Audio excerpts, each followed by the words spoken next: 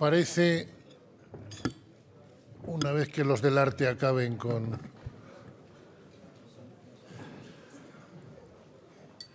Si les parece, podemos empezar la sesión con 5 minutos de retraso que iremos ganando. Bienvenidos a todos, especialmente a nuestra ponente de esta mañana.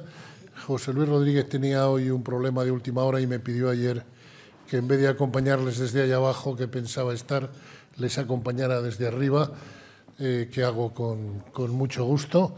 Darle la bienvenida a la profesora Casal a esta casa y a esta reunión. Y sin más preámbulos voy a ceder la palabra al profesor Ruiz Castillo, profesor de la Universidad Carlos III, para que haga la presentación de nuestra ponente. Muchas gracias. Buenos días. Permítame que comience contándoles por qué estoy aquí. De acuerdo.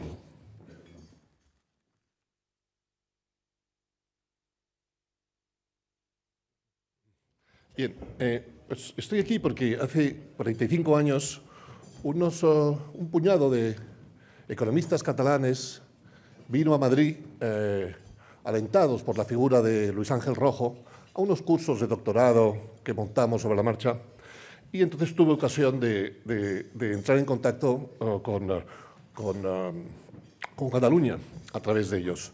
De hecho, la mitad de los economistas españoles que hemos estudiado en Estados Unidos o el Reino Unido son catalanes, bien por encima de su proporción demográfica. De manera que la mitad de mis amigos son catalanes y a través de estos economistas amigos he conocido en su día a Muriel, profesora también de Economía en la Universidad de Barcelona, como saben.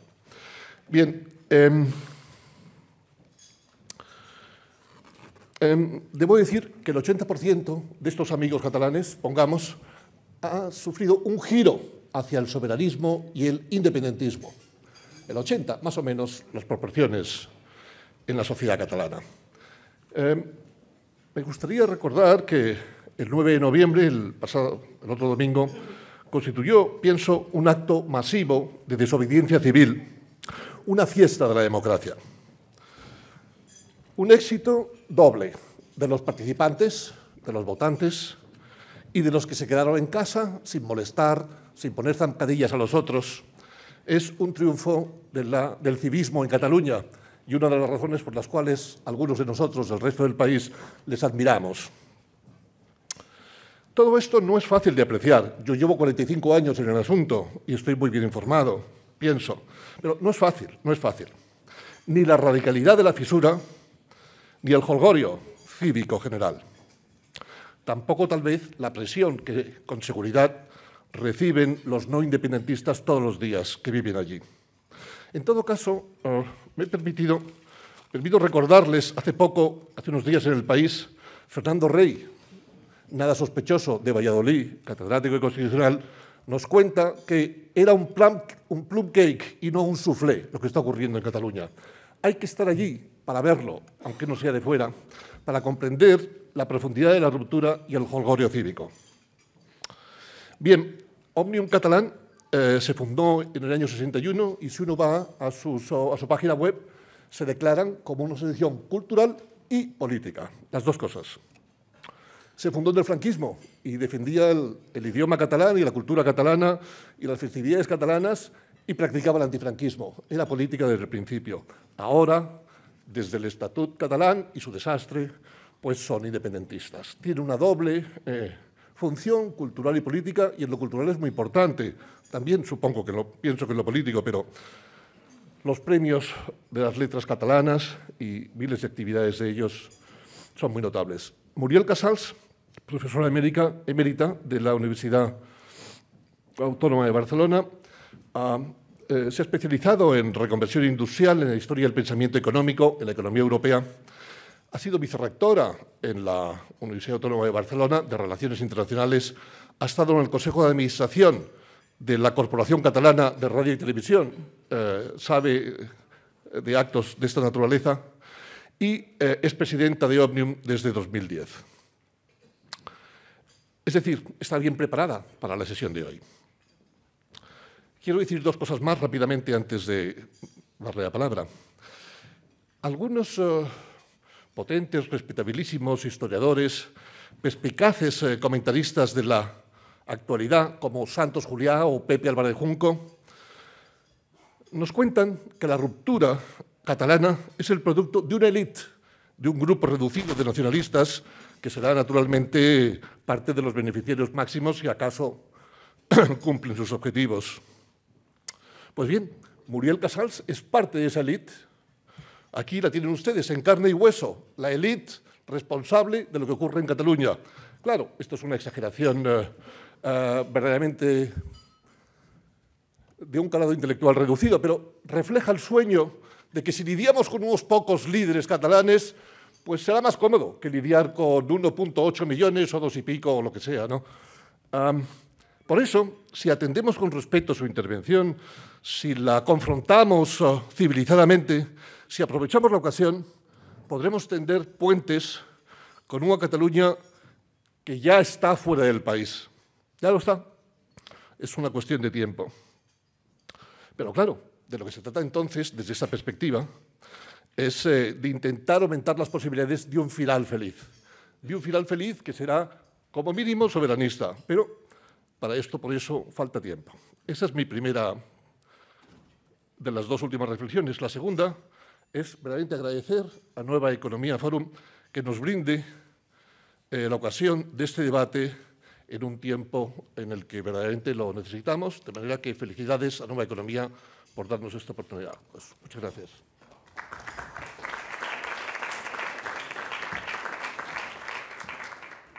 Profesora, cuando usted quiera, en la tribuna o en la mesa, donde se sienta más cómoda.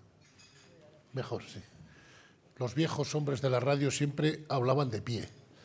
Ahora se ha perdido esa costumbre, pero sentados se habla peor y además siempre más largo. Los profesores también hablamos de pie. Buenos días, muchas gracias. Muchas gracias a los organizadores por invitarme, por vuestro interés, por conocer nuestra versión, la versión de Òmnium Cultural. Muchas gracias a Javier Ruiz Castillo por su presentación, por su activa curiosidad, por su conocimiento, por sus observaciones oportunas. Gracias a Rita Marzoa, compañera de la Junta de Òmnium Cultural, que está aquí. En el momento del debate os puede dar más pistas. Y también a Jordi Gavarró, que es responsable en Òmnium. Cito estas dos personas que me acompañan, responsable de comunicación, porque es una manera también de presentar la entidad Òmnium Cultural. Es una entidad formada por voluntarios, los que tenemos cargos, y por profesionales, una mayoría de voluntarios y una minoría de profesionales. Juntos, voluntarios y profesionales, elaboramos pensamiento y acción sobre el momento, sobre toda la época de Òmnium, pero también de una manera muy especial en este momento tan trascendente que estamos viviendo. Gracias a todos los que estáis aquí, porque hacer el esfuerzo de explicarse y después de escucharos va a ayudar a nuestra reflexión. Gracias por adelantado a los que no veis las cosas como yo misma. La discrepancia nos ayuda a pensar mejor y voy a intentar responder a vuestras preguntas, escuchar vuestros comentarios y oír vuestras observaciones. ¿Qué es lo que queremos? Y pienso que, luego os explico un poco qué es Òmnium Cultural, una entidad cultural más que política. Política en el sentido de que todo es política, pero nosotros nos definimos como una entidad cultural que en estos momentos efectivamente nos hemos comprometido con el trabajo, la lucha es una palabra demasiado fuerte, pero con el trabajo para conseguir efectivamente que Cataluña sea un nuevo Estado en el conjunto europeo. Por tanto, nos definimos como una entidad que está trabajando para la independencia de nuestro país. ¿Y cómo lo explicamos? Lo explicamos diciendo que queremos ser un país normal. Cataluña es un país de gente normal, un territorio formado por hombres y mujeres con ideas, con sentimientos, con maneras de afrontar la vida muy diversas, como ocurre en todo el mundo.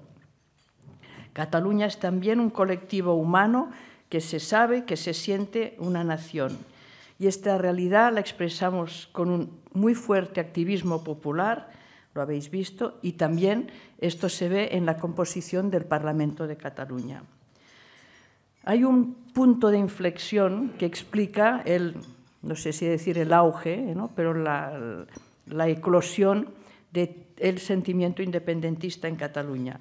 Y este punto de inflexión se encuentra en la sentencia del Tribunal Constitucional Español contra el Estatut en el verano del 2010.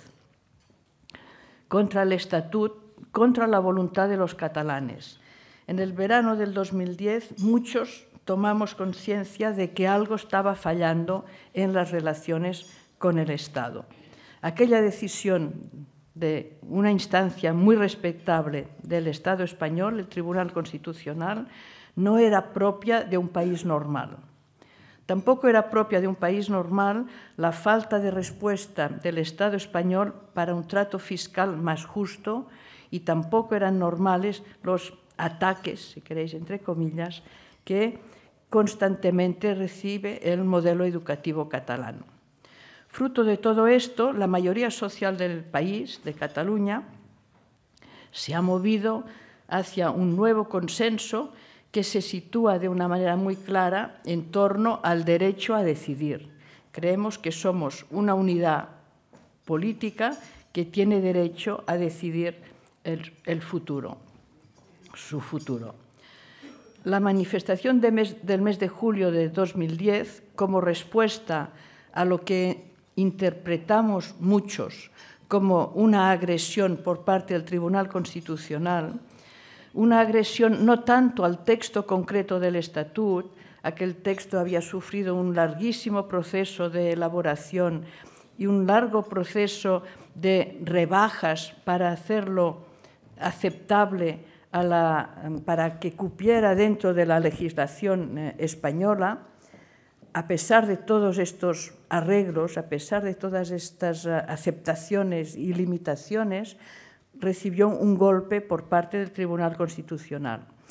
Se preparó esta manifestación pensando que lo que había que decir era, y lo que había que defender era, la voluntad del pueblo catalán expresada en un referéndum. Hubo un referéndum sobre el Estatut.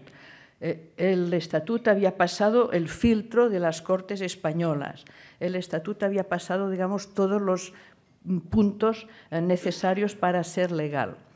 Lo que quiero recordar hoy aquí, y por esto digo que el verano de 2010 es un punto de inflexión, es que aquella manifestación que fue organizada desde Òmnium Cultural como una protesta ante lo que, vuelvo a repetir la palabra, considerábamos una agresión, cuando la recordamos, no fue una protesta, sino que en realidad fue una propuesta.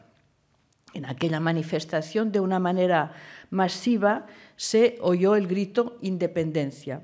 El grito independencia, que se expresa a través de la bandera con la estrella, sabéis que tenemos nuestra bandera, y además hay la bandera con la estrella, que es esto, un grito.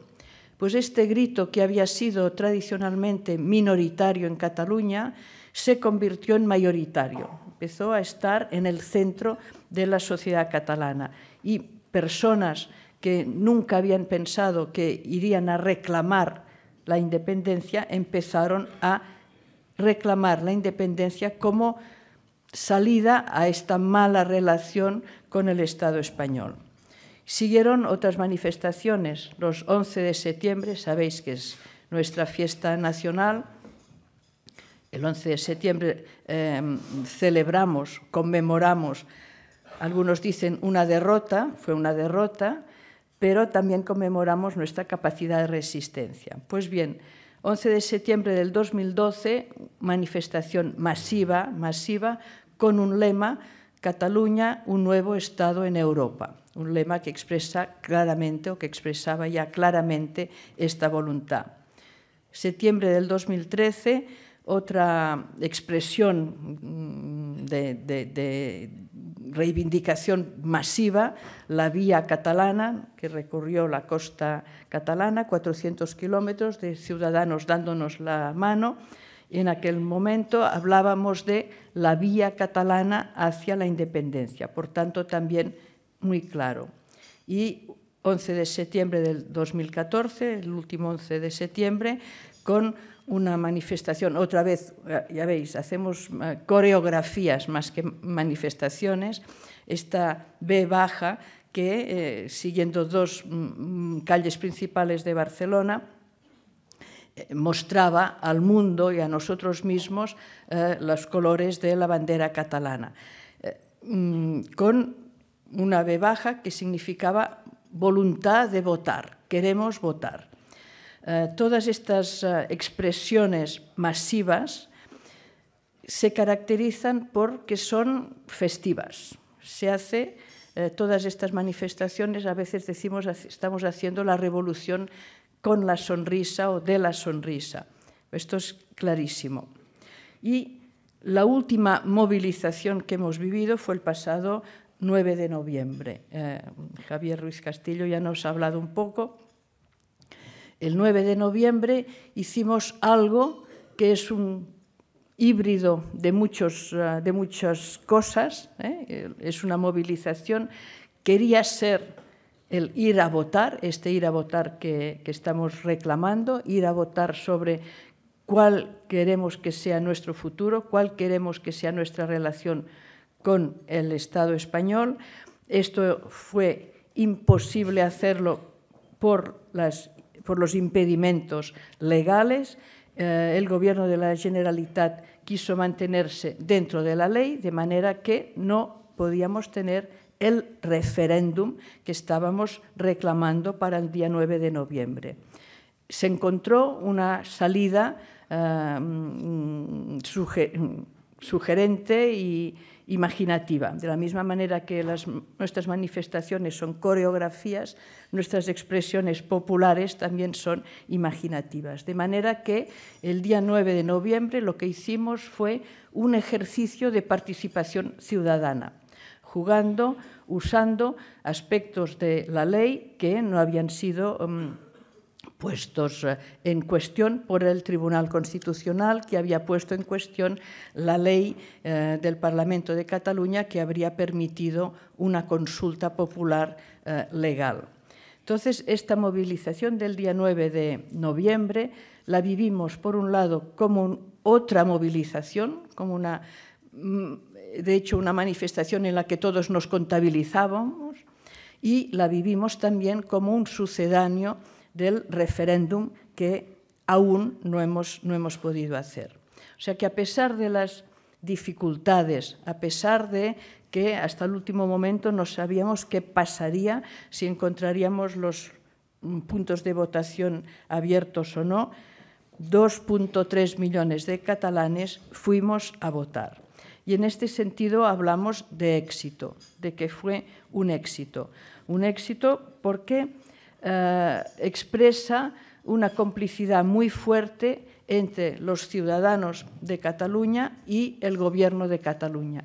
Esto pensamos que es muy importante, que es muy interesante. No estamos actuando solamente desde la calle, no se está actuando solamente desde las instituciones políticas, sino que se está actuando en comunión la calle y nuestras instituciones políticas. He utilizado el término complicidad entre gobierno y pueblo.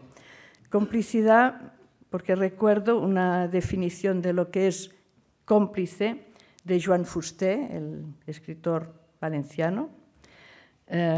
Fuster dice que cómplice es aquel que te ayuda a ser como eres. Pues el día 9 de noviembre estábamos ayudándonos a ser como somos, a ser como queremos ser.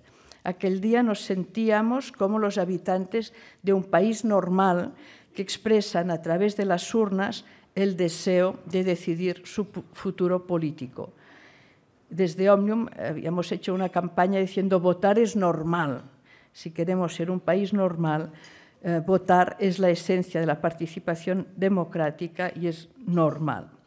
Nuestros representantes también querían representarnos y representar nuestros anhelos con normalidad, con las atribuciones que tienen los políticos de los países soberanos.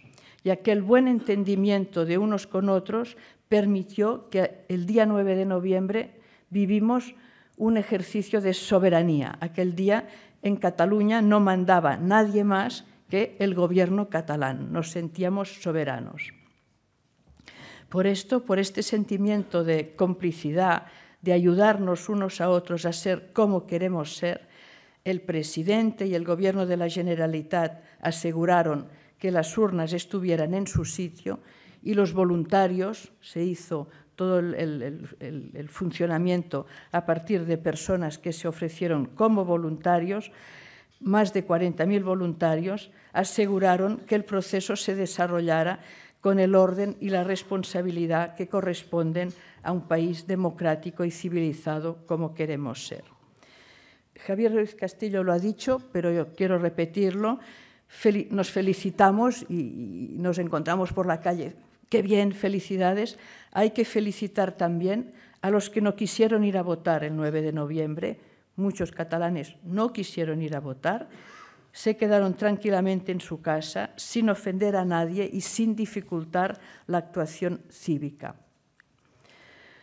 En este sentido, creo que podemos afirmar que nuestro material humano ofrece garantía de calidad democrática. Y en esto insistimos mucho.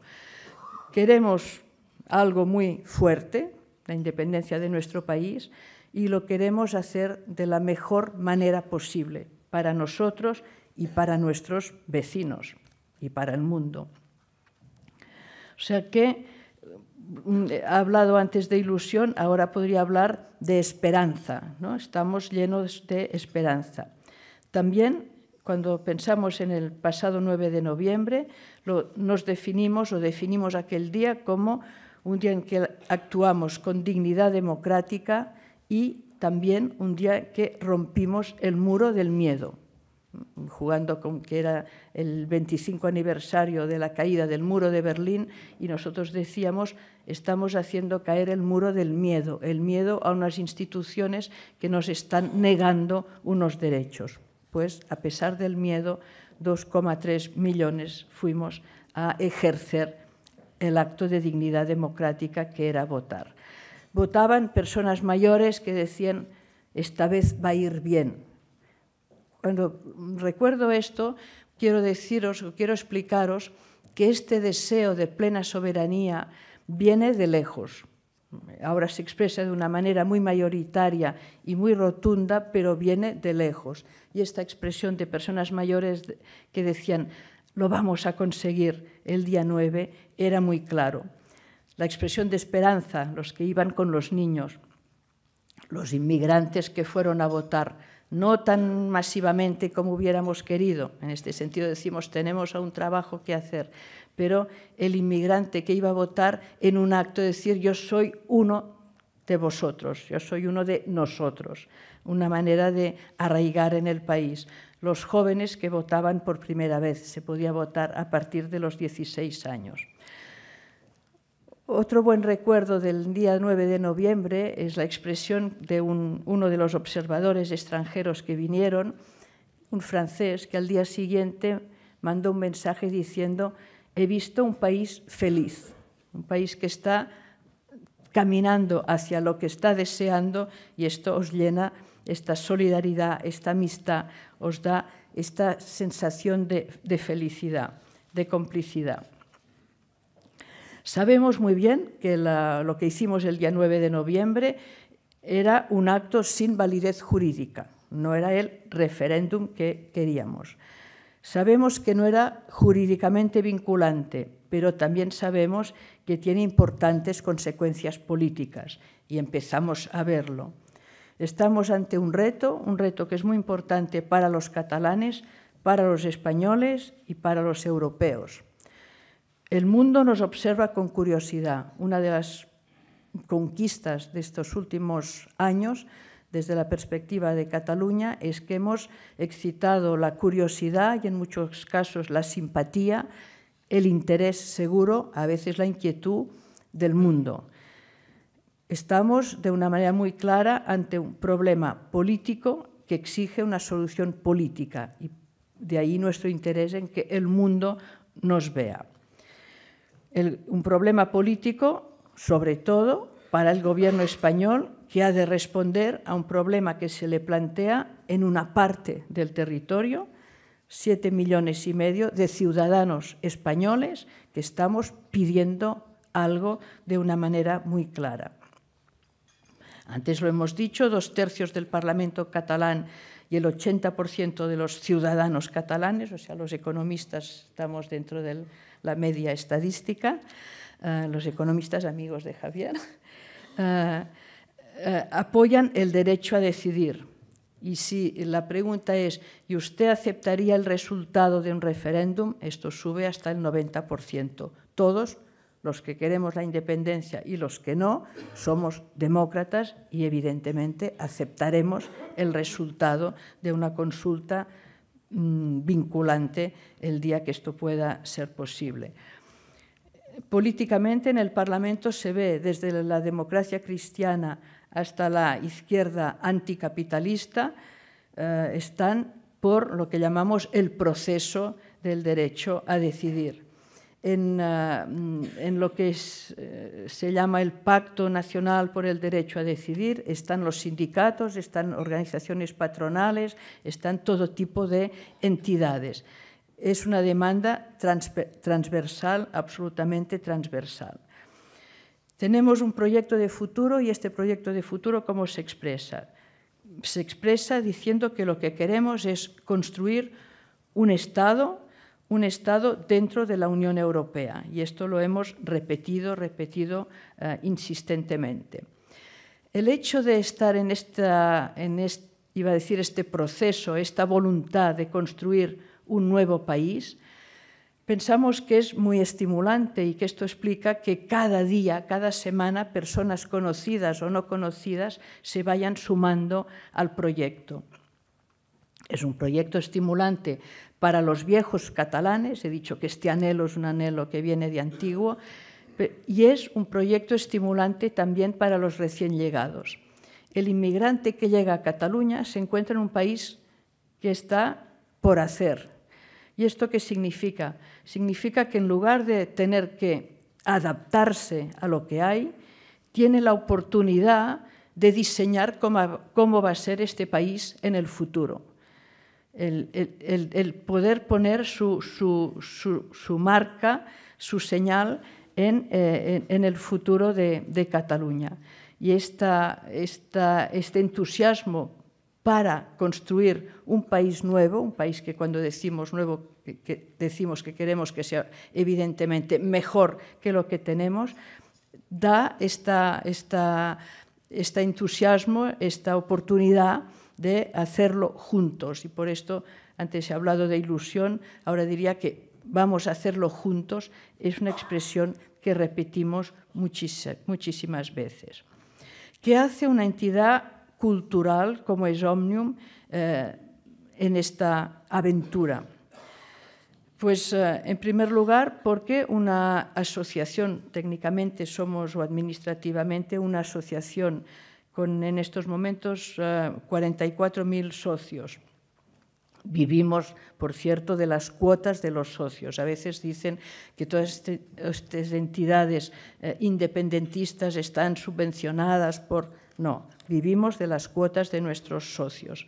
Òmnium fue creado en el año 1961, como ya nos ha dicho Javier, con la intención, 61, bajo el franquismo, de promocionar la lengua y la cultura catalanas, que, como sabéis, habían sido puestas fuera del uso público por el franquismo. Clases de catalán sobre todo para los enseñantes que en los años 60, en el que hay un momento de esperanza de cambio en España, En Cataluña esta esperanza de cambio se concretaba también en decir, cuando llegue la democracia tendremos escuela en catalán y hay que estar preparados para el momento. Òmnium hizo una labor, en cierta manera, de suplencia de la administración catalana que no existía, preparando a maestros y maestras para que fueran competentes en catalán en el momento llegado. O sea que una entidad que trabaja en favor de la lengua y la cultura catalanas. En estos momentos, después de un largo periodo de democracia, felizmente, ha habido un cambio en el pensamiento del catalanismo tradicional. El catalanismo tradicional se planteaba transformar España. Vamos a incidir en la democratización, en el desarrollo económico, en el reconocimiento internacional de España, porque cuando España tenga todas estas características va a haber un lugar para nosotros como catalanes dentro de España. Lo que el largo periodo de democracia nos ha enseñado es que, felizmente, España es una sociedad moderna, desarrollada, rica, reconocida internacionalmente, pero no desea la pluralidad, no desea la diversidad. Por esto, una entidad cultural como es Òmnium llega a la conclusión que lo mejor que podemos hacer en favor de la lengua y la cultura catalanas es trabajar en favor de la construcción de un Estado catalán, dado que el Estado español no nos sirve como protector de nuestra lengua, de nuestra cultura, de nuestra manera de ser. Continuamente agresiones, y vuelvo a utilizar la expresión del Ministerio de Educación, que quiere, nosotros a veces lo interpretamos casi como dinamitar el modelo educativo catalán. Como sabéis, el modelo educativo catalán, una ley aprobada por amplísimo consenso en el Parlamento de Cataluña, establece que todos los niños y niñas acaban la educación secundaria competentes en las dos lenguas, en catalán y en castellano, y que es responsabilidad de cada centro decidir en qué proporción se usa una lengua y la otra. El espíritu de la ley es, en ambientes más castellano hablantes hay que insistir en el catalán, y en ambientes más catalano hablantes hay que insistir en el castellano. Desde el Ministerio de Educación nos llegan propuestas en el sentido de, no, si un niño quiere ser educado solo en castellano, para nosotros, y el consenso es muy, muy, muy amplio, el mecanismo de la inmersión lingüística que hace que todos los niños estén expuestos a las dos lenguas, es decir, que todos los niños catalanes estén expuestos también al catalán, es innegable, no podemos renunciar a esto. Y no podemos renunciar a esto por motivos de cohesión social. El tener una lengua común es un elemento de cohesión, y también por motivos de equidad, de igualdad de oportunidades. Todos los jóvenes van al mercado de trabajo conociendo las dos lenguas, y como sabéis, cuando uno conoce dos lenguas, más fácilmente puede conocer una tercera. Entonces hay todos estos motivos estrictamente culturales que nos impulsan a desear un Estado propio. Pero también necesitamos un Estado propio por motivos materiales, por motivos económicos. Muchas veces decimos que necesitamos un Estado normal, queremos ser un país normal. En un país normal el gobierno gestiona el presupuesto público como un medio para asegurar el buen funcionamiento, el progreso económico y social. En estos momentos de crisis económica esto es especialmente importante. Necesitamos gestionar los impuestos que se generan a través del esfuerzo productivo de la población que vive en Cataluña. Cuando hablamos de impuestos, hablamos de una parte muy sensible de la renta, aquella parte que cedemos a la Administración para que resuelva lo que no puede hacer la iniciativa privada. Esto solamente se puede hacer a una Administración en la que se confíe, a una Administración que se pueda controlar y controlar de cerca. La Administración, ¿qué hace con el dinero que recauda en forma de impuestos? Por un lado, la inversión y, por otro lado, las responsabilidades de tipo social con la educación y la sanidad como grandes partidas.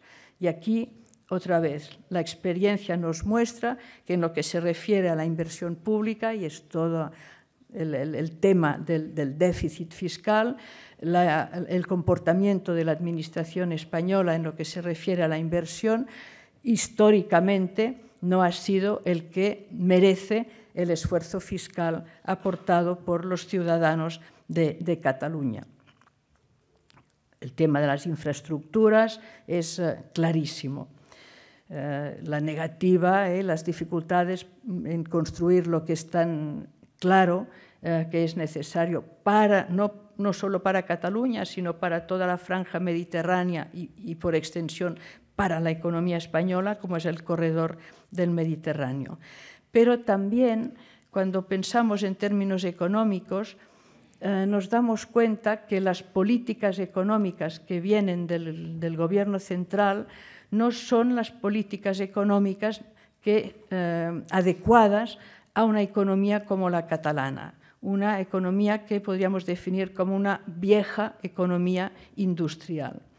El hecho, para reflexionar, y podemos discutirlo, por qué las políticas económicas que vienen de los gobiernos de Madrid no sirven al desarrollo económico de Cataluña, es quizá pensar que la historia económica de los dos países, de España y de Cataluña, ha sido una historia económica diferente.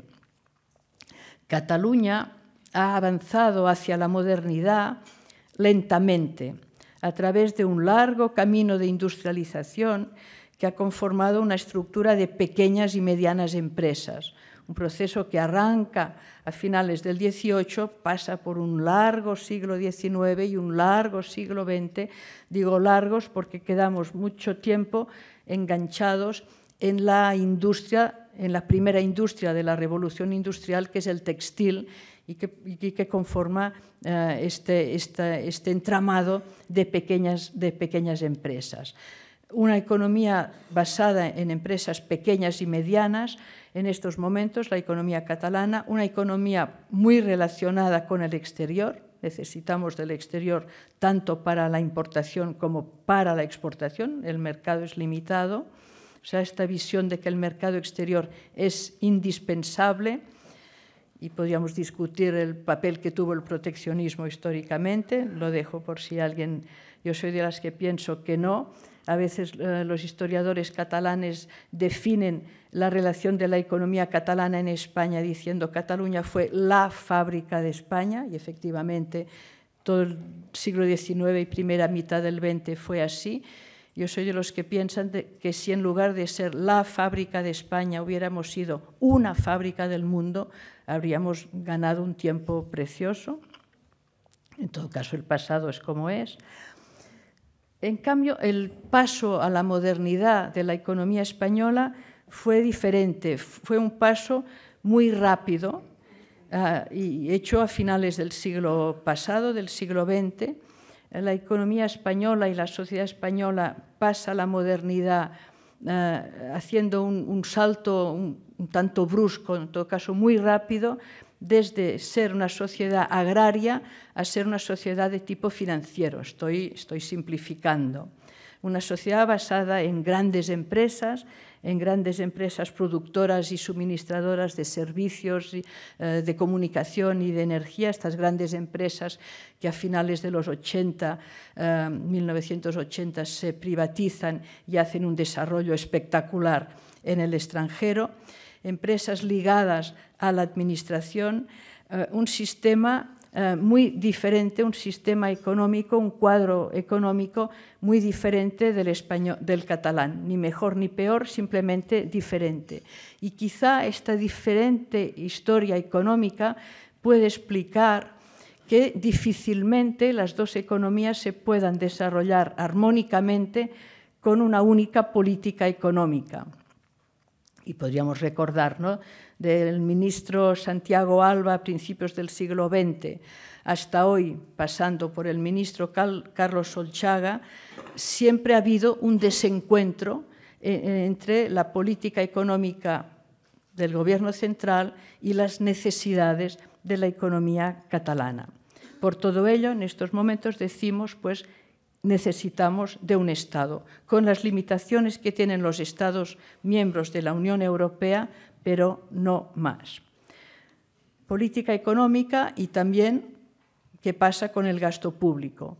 He dicho antes la situación de crisis, y quizá no he dicho, pero debería decir, es posible que la situación de crisis económica haya exacerbado o haya hecho más fuerte este deseo de disponer de un propio Estado. Efectivamente, mientras las cosas van económicamente bien, en cierto modo los catalanes, también es una manera de hablar, los gobiernos catalanes, podría decir, se comportaron como aquel que paga para no discutir.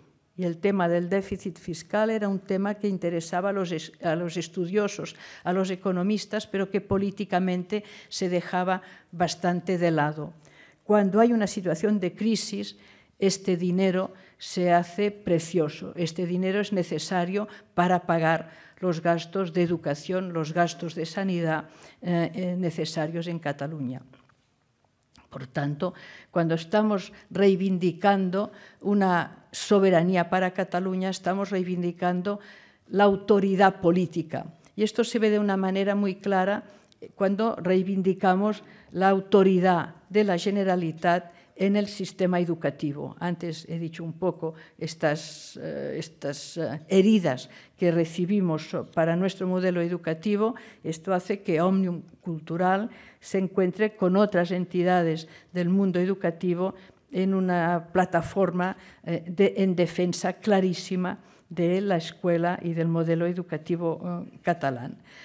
De cierto modo, si ahora estoy diciendo para la educación, para la sanidad, pero también el dinero necesario en estos momentos para atender a las familias, para atender a los que tienen más necesidades, podría resumirlo diciendo: necesitamos un Estado, reivindicamos un Estado porque somos partidarios del Estado del bienestar. Si queremos que el Estado del bienestar funcione en Cataluña, necesitamos que la Generalitat de Cataluña se pueda comportar como un Estado normal.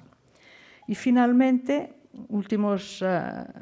última línea de argumentación o de reflexión: si reivindicamos la plena soberanía de Cataluña es también porque queremos ser un agente activo en el proceso de construcción de la unidad europea.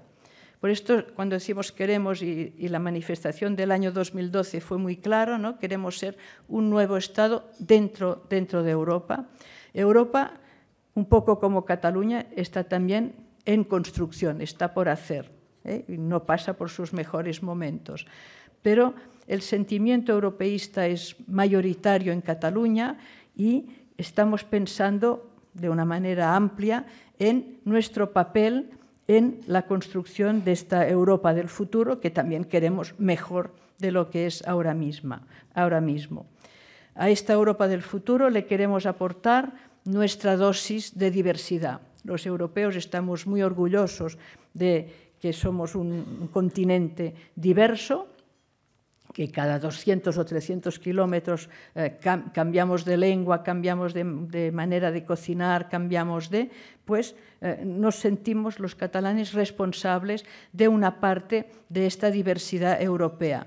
Por tanto, cuando reivindicamos nuestra lengua y nuestra cultura y cuando reivindicamos disponer de los instrumentos que permitan nuestro pleno desarrollo, lo hacemos por patriotismo catalán, claro, pero lo hacemos también por patriotismo europeo. No queremos privar a nuestros conciudadanos europeos de la riqueza que supone nuestra presencia específica, diferenciada. No somos ni peores ni mejores que los demás, simplemente somos diferentes y pensamos que esta diversidad que nos gusta a nosotros agrada también a los demás. Por tanto, este sentirnos responsables de una parte de la diversidad europea nos impulsa a reivindicar un mapa de Europa en el que habrá un color más, en el que habrá el color catalán, sabiendo que poner colores en los mapas, en un mundo globalizado como el que vivimos, en un mundo en el que las fronteras son absolutamente permeables, es una cuestión muy poco dramática. Todo lo que he intentado explicar, y estoy acabando, es para decir que el catalanismo ha pasado de querer transformar a España a desear cambiar, transformar la relación con España, de estar dentro de España a estar con España dentro de Europa.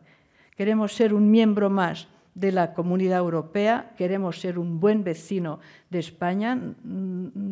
Es muy fuerte todo lo que nos une, los lazos históricos, los lazos familiares. Cataluña está llena de catalanes que son catalanes y españoles, nos conocéis todos de familias mezcladas. Los lazos culturales son muy fuertes, los lazos económicos son muy fuertes, pero todo esto hace que sea lógico para nosotros trabajar al lado de otras organizaciones cívicas, y seguramente me preguntaréis sobre la Asamblea Nacional Catalana, que en estos momentos es la organización que de una manera más directa, más fuerte, impulsa desde la calle, desde la sociedad civil, la independencia del país, pero es lógico que una entidad cultural, podríamos decir del catalanismo moderado, cuando he dicho que Òmnium fue creado en 1961, no he dicho que fue creada por un grupo de 5 o 6 empresarios que pusieron una parte de su dinero y de su tranquilidad al servicio de la lengua y la cultura catalanas. En estos momentos nos parece coherente encontrarnos codo a codo con los que trabajan para la plena soberanía de Cataluña. Y lo hacemos poniendo un énfasis muy fuerte, muy especial en la cohesión social, por un lado, y en nuestra presencia diferenciada en el mosaico europeo. Y quizá acabo, como casi al principio, el éxito, si queréis, éxito entre comillas, del día 9 de noviembre para nosotros señala una nueva etapa, vamos cumpliendo etapas, una etapa que emprendemos con más energía y con más ilusión, porque estamos convencidos de que este sentimiento es un sentimiento muy mayoritario. Estamos convencidos de ello y estamos, está claro, abiertos a discutir en qué medida somos tan mayoritarios. De ahí nuestra insistencia en queremos tener la posibilidad de expresar a través de las urnas si realmente hay una mayoría sólida de ciudadanos catalanes que quieren emprender este camino. Y la manera de saberlo en una sociedad democrática es hacerlo votando. Y de ahí insisto en nuestra insistencia de lo que queremos es votar. Tenemos el derecho de decidir cómo queremos ser en el futuro. Gracias, muchas gracias.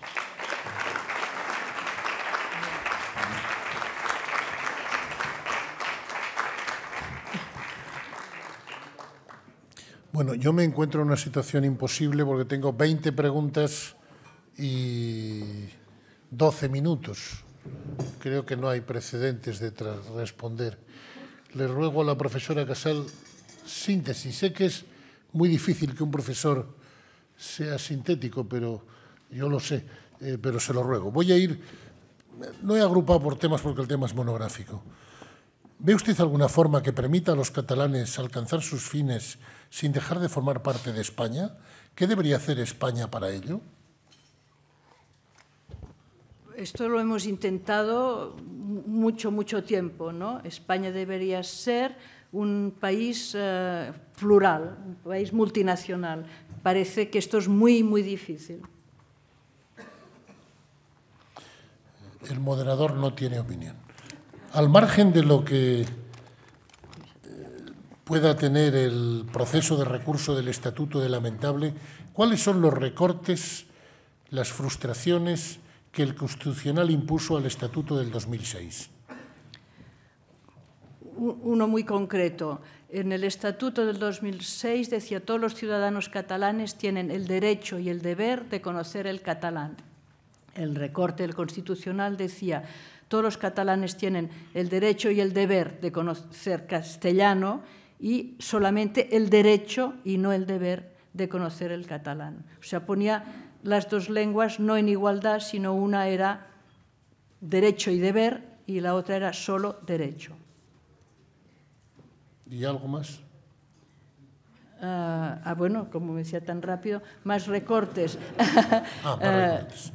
Francisco García dice: ¿considera que internacionalmente ha sido una buena tarjeta de visita de presentación que menos del 30% esté a favor de la independencia? No sabemos qué porcentaje está a favor de la independencia. Queremos precisamente una votación con todas las características para saberlo. Ignacio Vecino dice, en la misma línea, de 7,5 millones, 2, 3 es el 30%. ¿Es posible ir contra la voluntad del 70% de los catalanes? A pesar de esa minoría, ¿van a intentar ir a la independencia? Sí, porque nunca se ha visto que primero, no fue una votación, ¿no? Fue un ejercicio de participación ciudadana. Y yo nunca había visto que en un ejercicio de democracia se cuenten como votos negativos la no asistencia a la votación, o como votos diferentes. Es muy raro. Vamos a ver si consigo resumirlo bien. Intervención muy pedagógica, muchas gracias. El objetivo de Òmnium es claro, la independencia de Cataluña. Ese es el objetivo del gobierno catalán, de la Generalitat actual. Las declaraciones se centran estos últimos días en reclamar la consulta definitiva. ¿Entendería que más continúe la legislatura para poder celebrar esa consulta definitiva? ¿O entiende que deben anticiparse las elecciones y proclamar una declaración unilateral de independencia si hay mayoría parlamentaria? Esto es una cuestión que han de resolver los políticos, ¿no? La mayoría, el conocer qué quiere la mayoría se puede hacer a través de un referéndum o se puede hacer a través de unas elecciones al Parlamento de Cataluña. Si hay una mayoría de representantes en el Parlamento que quieren una determinada cosa, esto es democrático, una declaración de. Pongamos que Cataluña se independiza. ¿Qué ocurrirá con regiones como el Valle de Arán que pretenden seguir perteneciendo a España? Ajá, es verdad. Pues seguramente deberán de expresar su voluntad y qué suerte tienen los del Valle de Arán, pueden elegir si quieren estar en Cataluña, en España o en Francia. Es su decisión que habrá que respetar, claro está. ¿Qué viabilidad tiene la formación de un partido del presidente Mas para unas elecciones inmediatas? No, un partido no, pero sí que en cierto modo es posible que el presidente quiera ofrecerse como algo suprapartidos. No sé. En 1714 hubo una lucha del heredero ilustrado Borbón frente al absolutista de los Habsburgo. ¿Siguen ustedes defendiendo las tesis absolutistas antieuropeas como hace 3 siglos? No. Peligrosa pregunta para un historiador. No. La tesis de los Habsburgo era Europa imperio, con relaciones muy laxas entre los territorios. Perdimos. Y la propuesta de los Borbones era más absolutista, era la Europa de los Estados-nación. No estoy dando los nombres de las preguntas por acelerar. ¿Cuál es la verdad económica del insulto España nos roba? No, España nos roba es una expresión que no es nada feliz, ¿no? Pero el origen de esta expresión viene de que los ciudadanos de Cataluña pagan una cantidad en impuestos que no se corresponde al dinero que luego vuelve en forma de gasto público en Cataluña. No.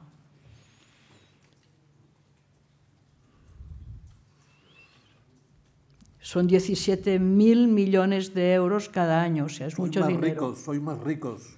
El sistema es progresivo. Sí, pero hay una proporción. O sea, siempre las regiones más ricas pagan más de lo que reciben, pero no en un volumen que alcanza entre el 8 y el 10% del PIB cada año.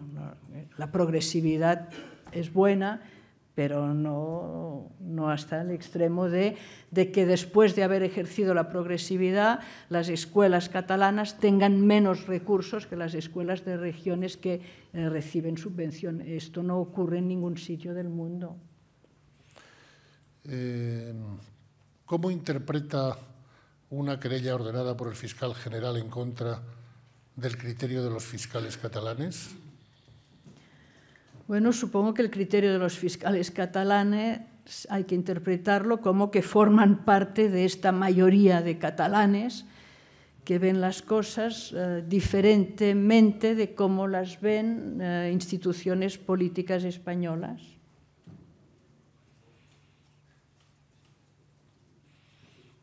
Rajoy se muestra dispuesto a dialogar con la Generalitat sobre los 23 puntos de más. ¿Puede haber acuerdo? Puede haber diálogo y ojalá hubiera algún tipo de acuerdo.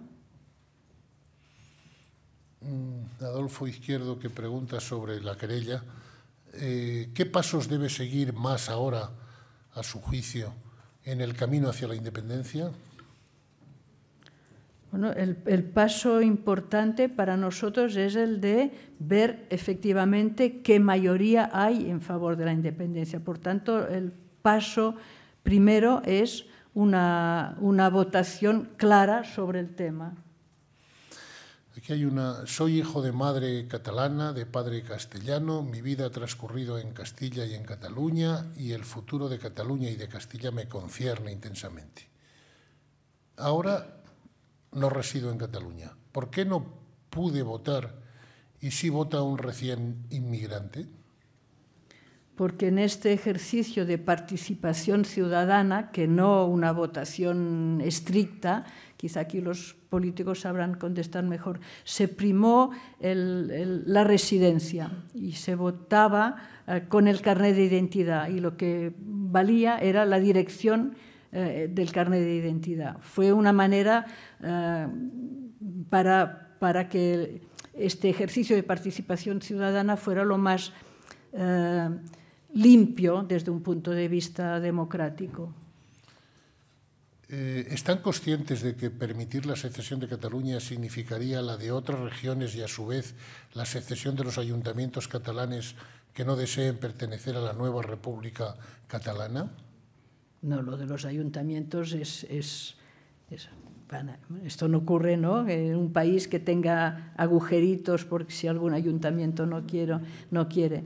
Y lo de otras regiones, bueno, antes intentaba relacionar, ¿no? La construcción de Europa puede hacerse con unos cuantos países grandes, Alemania, Francia, Italia, y unos cuantos países medianos, Dinamarca, Suecia, Cataluña, y otros más pequeños. ¿Por qué no? En un mundo tan interrelacionado, donde las fronteras tienen tan poco significado económico y burocrático, pues caben tantos países como los ciudadanos deseen.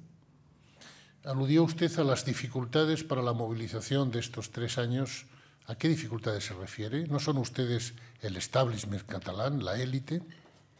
¿Dificultades de movilización? No, en la movilización, sí. En la del 9 de noviembre. En las 4 últimas. No, las 4 últimas no, dificultades no. Dificultad el 9 de noviembre en hacer el ejercicio de ir a votar, el que la movilización tomara la forma de una votación. Ahí había dificultades porque hubo amenazas al funcionario que abriría la puerta, al secretario de ayuntamiento que, en este sentido, en las otras movilizaciones no, ninguna dificultad. Aquí una jurista dice, ¿se ha hecho alguna reflexión acerca del daño social, económico, político que este proceso, el proceso, hace a todos los catalanes? No, o se piensa en posibles daños y se quieren evitar los daños. Si se hace con tanta sonrisa y con tanto entusiasmo, es que pensamos que que el bien pesa mucho más, que no se quiere hacer daño a nadie. Un país donde se ha sufrido bastante históricamente a causa de la identidad, es inimaginable que nadie pueda sufrir a causa de su identidad. O sea, Cataluña quiere ser diversa y respetamos y respetaremos la diversidad cultural, lingüística de los ciudadanos de Cataluña, sin hacer daño a nadie. Aquí dice, en serio, ¿cree que el catalán está amenazado en la escuela catalana y en la sociedad catalana? Sí, el catalán recibe amenazas y, desgraciadamente, muchas veces estas amenazas vienen de instituciones tan respetables como el Ministerio de Educación y Ciencia. Aquí dice, si la independencia es como dice la felicidad, tampoco lo ha dicho. ¿Qué proyecto de país representan las diferentes fuerzas políticas catalanas? ¿Qué pasará el día después? ¿Cómo conseguir el reconocimiento internacional? El reconocimiento internacional, ya lo sabéis, la política internacional es muy, muy pragmática. Una vez las cosas pasan, el reconocimiento viene. Tenemos ejemplos recientes en Europa muy, muy claros. ¿Y qué pasará el día después? Pues que habrá, como en cualquier país normal, un debate y los partidos políticos presentarán cada uno su propuesta y seremos un país más de izquierdas, más de derechas o más de centro, según la mayoría que expresemos en las elecciones al Parlamento de Cataluña. Aquí hay dos preguntas. Dice, ¿estamos en la Unión Europea para poder decir algo en lo que viene? ¿Cómo se entiende el separatismo? Y concluye, me da pena que personas con preparación opinen así. Simplemente me da pena. No, no tenga pena. En lugar de tener no hay nombre, en lugar de tener alguien que parece casi como que a veces nos molestamos, a veces incluso el tema de la lengua, ¿no? De una manera un poco así elemental. Estos que se empeñan en hablar catalán. Cuando nos veréis como unos buenos vecinos, qué suerte, estos vecinos que hablan una lengua que sin estudiarla la entendemos y casi la podemos hablar. Nos vamos a entender. Ya estoy con las tres últimas. Enhorabuena, hemos conseguido un récord. ¿Qué cree que tiene que decir el presidente Rajoy en su viaje a Cataluña de este fin de semana? Pues os respeto. Voy a hacer lo que está en mi mano, que es mucho, para que tengáis un referéndum de verdad y quizá decir, pues, y vendré a hacer propaganda, campaña, para convenceros de que estar en España tiene muchas ventajas y respetaré vuestra voluntad o la voluntad de los que queréis separaros y os convenceré de que no vale la pena separaros. Y remata, ¿de verdad piensa que España no es plural? Sí, pienso que España no es plural. No sé si me equivoco, pero lo pienso. Como pequeña experiencia, yo he sido 8 años presidente de la Asociación de la Prensa de Madrid, sí. Y de verdad, es plural, no sabe usted cómo. ¡Joder! Alguno de sus colegas a lo mejor se lo podría explicar si es plural. Bueno, última pregunta, y perdón por la intromisión indebida, pero es puramente ilustrativa. No me parece que la razón del déficit de Cataluña sea... ¿No le parece que la razón del déficit catalán es que la Generalitat invierte mal, que el presidente gana más, el que más gana, que la traducción de películas es un gasto excesivo, las embajadas, etcétera, etcétera? La tesis es, ¿no puede ser que la Generalitat gaste mal? Puede ser que la Generalitat no gaste todo lo bien que queremos y de ahí que la lucha política sea viva. Pero que traducir películas al catalán sea un mal gasto no es verdad, porque también podríamos decir, ¿y por qué traducen las películas americanas al castellano? No, el déficit no se explica por esto, pero que el gasto de la Generalitat, por esto antes decía, queremos una administración cercana a la que podamos controlar. Este estado de tensión en el que estamos muchos catalanes, yo creo que garantiza que vamos a seguir en esta tensión muy alertas en el futuro, muy alerta en el futuro. Por tanto, cuidado, la Generalitat cómo va a gastar el dinero, lo vamos a vigilar, claro que sí. Bueno, pues muchas gracias. Creo que hemos llegado a la hora prevista con bien. Y en nombre de las entidades patrocinadoras, de Asisa, de British Telecom y de Red Eléctrica, creo que Ramón Casanova es el que le corresponde cerrar el acto. Y yo a ustedes muchas gracias y a la profesora Muriel más todavía. Buenos días. Muchas gracias a la señora Casals y al señor Ruiz Castillo por sus palabras y a todos ustedes por su presencia. Buenos días.